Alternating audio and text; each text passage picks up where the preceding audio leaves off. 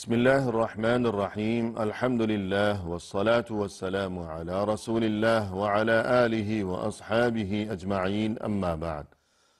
ناظرین کرام السلام علیکم ورحمۃ اللہ وبرکاتہ۔ شرح الادب المفرد کے عنوان سے اس پروگرام کے ہمراہ ہم آپ کی خدمت میں حاضر ہیں۔ آج کی اس ملاقات میں ہم اپنی گفتگو کا آغاز کر رہے ہیں امام بخاری رحمہ اللہ کی یہ کتاب کہ جس کا نام ہے الادب المفرد، اس میں باب نمبر 98 کہ جس کا عنوان قائم فرمایا ہے امام بخاری رحمہ اللہ نے، فرمایا کہ باب لا يكلف العبد من العمل ما لا يطيق، یعنی انسان کا جو غلام ہے یا جو خادم ہے اسے کسی ایسے کام کا حکم نہ دیا جائے کہ جو اس کی طاقت سے بڑھ کر ہو۔ اور ہمارے سامنے اس سلسلے میں یہ حدیث نمبر ہے 192۔ فرمایا کہ عن ابی ہریرہ رضی اللہ عنہ عن النبی صلی اللہ علیہ وسلم قال للمملوک طعامه وکسوته ولا يكلف من العمل ما لا يطيق۔ رسول اللہ صلی اللہ علیہ وسلم نے یہ ارشاد فرمایا کہ جو کوئی مملوک ہے یعنی تمہارا غلام ہے، تمہاری ملکیت میں ہے، تمہارے ذمے ہے یہ بات کہ تم اس کے لیے خوراک کا، کھانے پینے کا اور اسی طرح لباس کا انتظام کیا کرو، اور مزید یہ کہ اسے کسی ایسے کام کا حکم نہ دیا جائے کہ جو اس کی استطاعت سے بڑھ کر ہو۔ کوئی ایسا کام اس کے ذمہ لگا دیا گیا کہ جو اس کی طاقت میں نہیں ہے، اس کے بس میں نہیں ہے، تو ایسا نہ کیا جائے۔ اور اس کے بعد یہ ہمارے سامنے حدیث نمبر ہے 193۔ فرمایا کہ عن بکیر ان عجلان ابا محمد حدثه قبیل وفاته انه سمع ابا هريرة رضی اللہ عنہ يقول قال رسول اللہ صلی اللہ علیہ وسلم للمملوک طعامه وكسوته ولا يكلف الا ما يطيق۔ بکیر کہتے ہیں کہ عجلان ابو محمد نے اپنی وفات سے بالکل چند لمحات قبل مجھے یہ بات بتائی، جب نزع کی کیفیت طاری تھی اور وفات ہونے ہی والی تھی۔ تو ظاہر ہے کہ اس قدر نازک ترین صورتحال میں انسان اگر کسی کو کوئی بات کہتا ہے، کوئی وعظ و نصیحت کرتا ہے، تو گویا اس وصیت کرنے والے انسان کی نظر میں اس بات کی بہت ہی بڑی اہمیت ہوا کرتی ہے کہ وہ اس دنیا سے رخصت ہو رہا ہے اگلی دنیا کی طرف، کہ جہاں اسے اللہ کے سامنے پیش ہونا ہے، لہذا وہ ہمیشہ اچھی باتیں ہی کہہ کر رخصت ہوا کرتا ہے۔ تو یوں یہ فرماتے ہیں بکیر کہ عجلان نے اپنی وفات سے محض چند لمحات قبل یا بہت ہی مختصر مدت جب باقی تھی تب مجھے یہ بات بتائی، یعنی اس موقع پر انہوں نے جو کچھ کہا تو یقیناً وہ سچی بات ہوگی، اور اس بات کی ان کی نظر میں بڑی اہمیت اور بہت بڑی قدر و قیمت ہوگی۔ تو کیا بات بتائی؟ یہ بات بتائی کہ انہوں نے یعنی عجلان نے ابو ہریرہ رضی اللہ عنہ کو یوں ارشاد فرماتے ہوئے سنا کہ رسول اللہ صلی اللہ علیہ وسلم نے یہ ارشاد فرمایا ہے کہ للمملوک طعامه وکسوته، کہ دیکھو جو کوئی تمہارا غلام ہے، تمہارے ذمے ضروری ہے یہ بات کہ تم مناسب طریقے سے اس کے لیے طعام یعنی کھانے پینے کا، اور اسی طرح کسوہ یعنی اس کے لیے لباس کا انتظام کیا کرو۔ اور مزید یہ کہ وَلَا يُكَلَّفُ إِلَّا مَا يُطِيقُ، کہ اسے کسی کام کا حکم نہ دیا جائے، کوئی کام اس کے ذمے نہ لگایا جائے مگر صرف ایسا ہی کام کہ جو اس کی طاقت کے اندر ہو۔ تو ناظرین کرام، یہ 193 اور اس سے قبل 192 دونوں ہی حضرت ابو ہریرہ رضی اللہ عنہ سے مروی ہیں۔ البتہ یہ کہ سند کچھ مختلف ہے کہ ابو ہریرہ رضی اللہ عنہ کے بعد آگے جو سند کا سلسلہ ہے وہ کچھ مختلف ہے، اور مزید یہ کہ معنی و مفہوم تو اگرچہ ایک ہی ہے لیکن الفاظ قدرے مختلف ہیں۔ کہ گزشتہ حدیث میں ہم نے دیکھا کہ وَلَا يُكَلَّفُ مِنَ الْعَمَلِ مَا لَا يُطِيقُ، کہ غلام کو کسی ایسے کام کا حکم نہ دیا جائے کہ جو اس کی طاقت میں نہ ہو، جبکہ یہاں اس حدیث میں فرمائے کہ وَلَا يُكَلَّفُ إِلَّا مَا يُطِيقُ، کہ اس کے ذمے نہ لگایا جائے کوئی کام مگر صرف ایسا ہی کام کہ جو اس کی طاقت میں ہو۔ تو کچھ تقدیم و تاخیر ہے، الفاظ میں، عبارت میں پس و پیش ہے، البتہ معنی و مفہوم ایک ہی ہے۔ کہ امام بخاری رحمہ اللہ نے عنوان یہ قائم فرمایا ہے کہ لا يكلف العبد من العمل ما لا يطيق، کہ غلام کے ذمے ایسا کام نہ لگایا جائے جو اس کی طاقت سے بڑھ کر ہو، اور ان دونوں حدیثوں میں اسی بات کا تذکرہ ہے، لہذا امام بخاری رحمہ اللہ نے یہ دونوں حدیثیں یہاں درج فرمائی ہیں۔ اور اس کے بعد ناظرین کرام، ہمارے سامنے یہ حدیث نمبر ہے 194، فرمایا کہ عن معرور مررنا بأبي ذر وعليه ثوب وعلى غلامه حلة فقلنا لو أخذت هذا وأعطيت هذا غيره كانت حلة، قال النبي صلى الله عليه وسلم إخوانكم جعلهم الله تحت أيديكم، فمن كان أخوه تحت يده فليطعمه مما يأكل وليلبسه مما يلبس ولا يكلفه ما يغلبه، فإن كلفه ما يغلبه فليعنه عليه۔ معرور فرماتے ہیں کہ ایک بار ہم رسول اللہ صلی اللہ علیہ وسلم کے صحابی ابو ذر الغفاری رضی اللہ عنہ کے قریب سے گزرے، اور ہم نے یہ منظر دیکھا کہ انہوں نے ایک لباس جو پہن رکھا ہے، تو ان کے ساتھ اس وقت جو ان کا غلام موجود تھا تو اسے حلہ یعنی اپنے لباس سے بھی بہتر لباس اسے پہنا رکھا ہے۔ تو ہمیں تعجب ہوا اور ہم نے عرض کیا کہ اس کا جو لباس ہے کہ جو آپ کے لباس سے بھی بہتر ہے، اگر آپ یہ خود زیب تن فرما لیتے اور اس غلام کو آپ نے کچھ اور پہنا دیا ہوتا تو اس میں کوئی حرج تو نہیں تھا کہ آپ اس کے آقا ہیں اور یہ ہے آپ کا غلام۔ تو یہ بات سننے کے بعد ابو ذر الغفاری رضی اللہ عنہ نے فرمایا کہ رسول اللہ صلی اللہ علیہ وسلم نے یہ ارشاد فرمایا ہے کہ یہ جو تمہارے بھائی ہیں، یعنی تمہارے غلام، تمہارے خادم اور ملازم وغیرہ، اللہ نے انہیں تمہارے قبضے میں دے دیا ہے کہ یہ اللہ کی طرف سے تمہارے پاس امانت ہے۔ اور پھر یہ کہ تم میں سے جس کے قبضے میں کوئی اس کا بھائی ہو، یعنی اس کا غلام، اور اسی طرح خادم،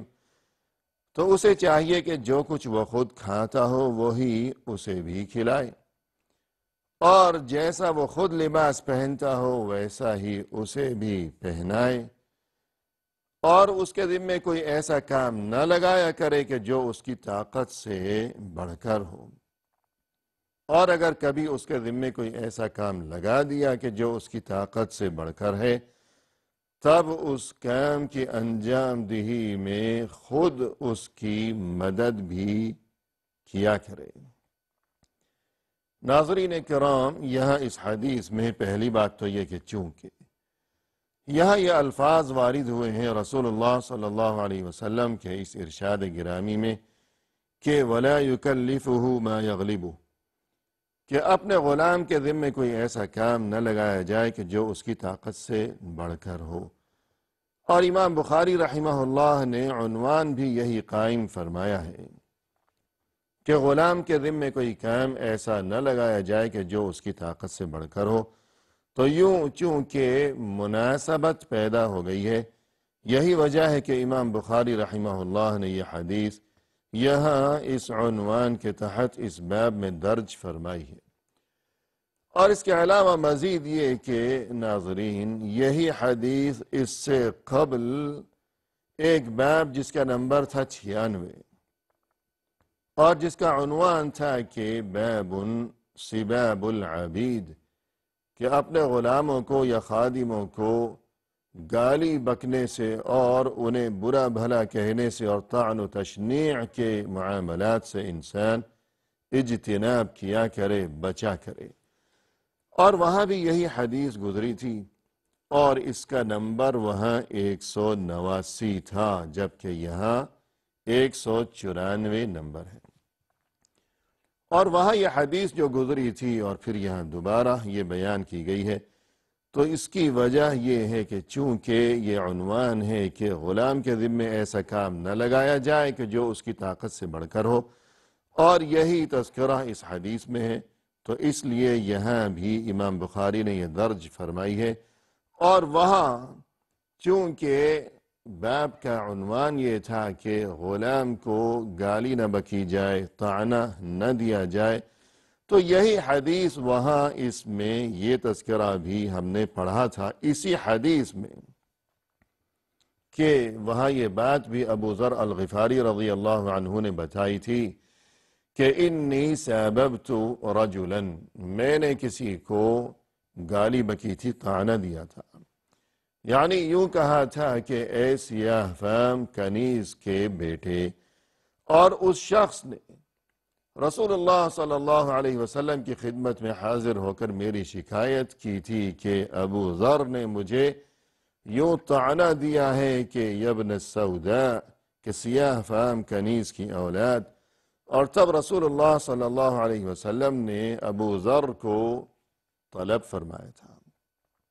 اور بہت ہی ناگواری کا اظہار فرمایا تھا کہ انک امرؤ فیک جاہلیہ،